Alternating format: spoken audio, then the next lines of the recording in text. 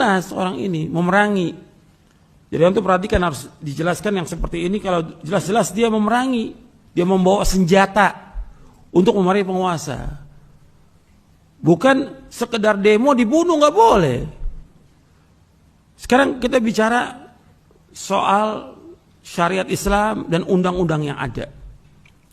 Dalam syariat Islam, demo nggak dibolehkan. Dalam syariat Islam.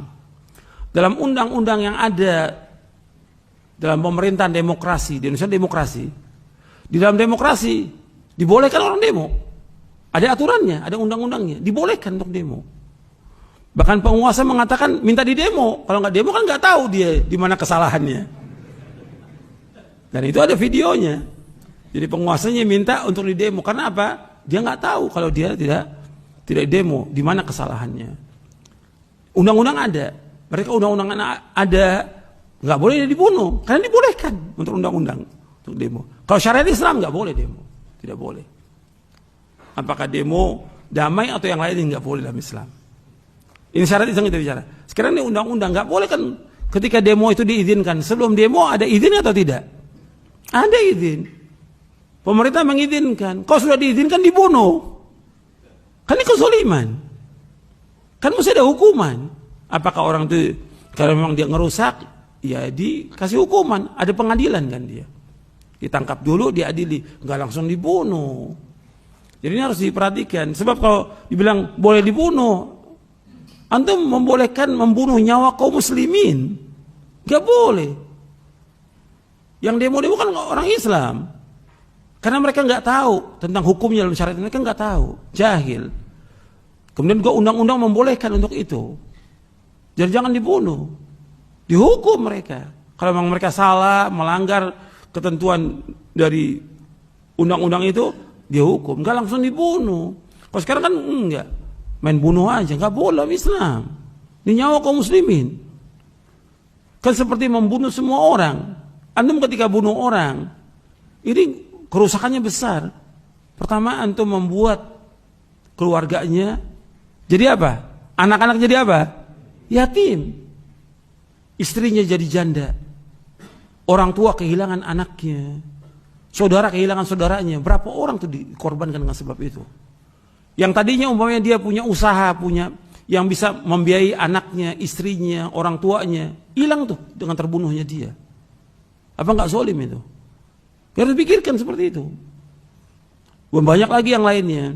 Supaya juga orang berhati-hati, jangan gampang-gampang menumpahkan darah kaum muslimin. Hatta dia sebagai petugas, nggak boleh. Karena ada aturannya. Ini nyawa kaum muslimin yang harus dia perhatikan masalah ini.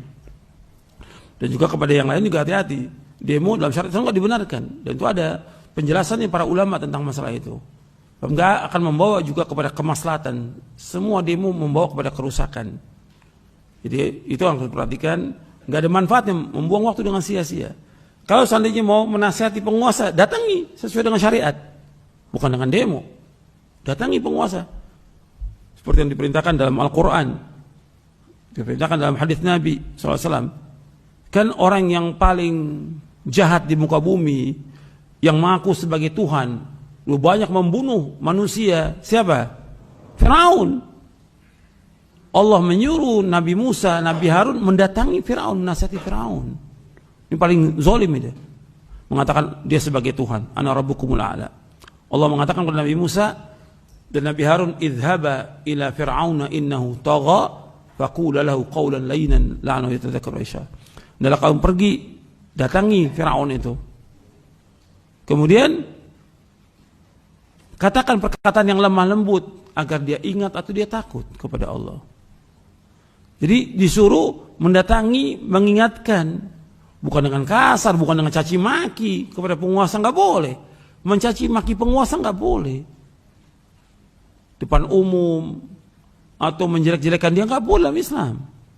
Ini Firaun tagut, tetap Nabi Musa dan Nabi Harun disuruh datangi Firaun, kemudian menasihati dengan cara yang baik. Disuruh untuk mengucapkan kalimat la ilaha illallah. Kemudian dinasihati dengan baik untuk takut kepada Allah. Jadi seperti itu Islam. Saya pikir cukup sampai di sini. Kajian kita mudah-mudahan bermanfaat. Kurang lebihnya saya mohon maaf. Wassalamualaikum Muhammadin sallallahu alaihi wasallam. Subhanakallahumma bihamdik asyhadu an la ilaha illa anta astaghfiruka wa atubu ilaik. Assalamualaikum warahmatullahi wabarakatuh.